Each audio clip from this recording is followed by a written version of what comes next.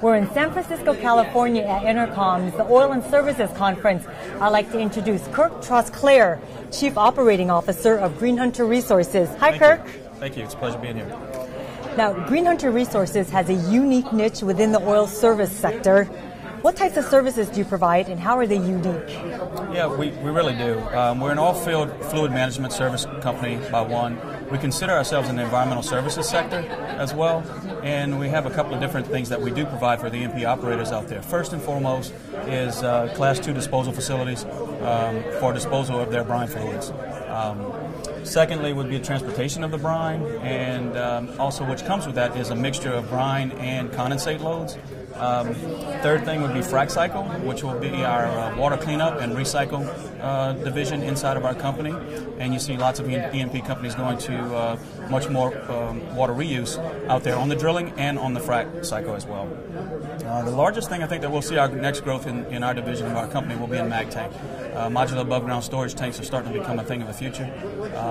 The environmental hazards of earth impoundment pits and having those tanks modular to move from pad to pad is one of the largest niches that we have at GreenHunter. Kirk, the company just divested non-core assets in South Texas for $3.4 million. What was the rationale behind the sale, and how does this fit into the overall strategy for 2014? Yeah, we were a little late getting to the game in the Eagle Ford in South Texas, and that put us behind the 8-ball on the curve. And we decided to divest of the South Texas assets, and we're going to divest of our core Oklahoma assets, and truly focus on the Marcellus and Utica division, which are Appalachian division. We've previously closed on 2 of those asset sales and 1 permit.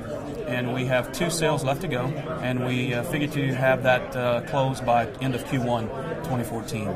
And as you just mentioned, your primary focus will be on the Utica and Marcellus shales. Yeah. Talk to us about the scope of business opportunities both of these booming shale plays offer a company like GreenHunter. As opposed in polar opposite of what happened with our wells down in South Texas, where we were late to the game, we were very fortunate to be one of the front runners in the Utica and the Marcellus. And as those things worked themselves back around to us, we found that our position in the Utica, especially the Utica and also the Marcellus, to be quite unique. We're right in the middle of the play. We'd like to consider ourselves very brilliant in that we established that position. We were very lucky. Those wells that we bought out of an acquisition were just placed perfectly in that fairway. And the Utica and that Appalachian division, Utica Marcellus, will continue to grow.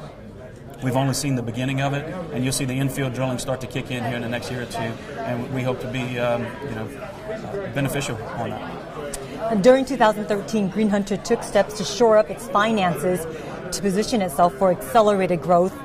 Can you walk us through a few of those initiatives and how you feel about your current liquidity position? Yeah, well, first and foremost, we think our stock's undervalued at $1 right now, of course.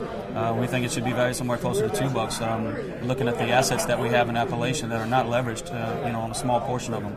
So we will see some capital influx. With the sale of the South Texas wells, we'll clean up our balance sheet.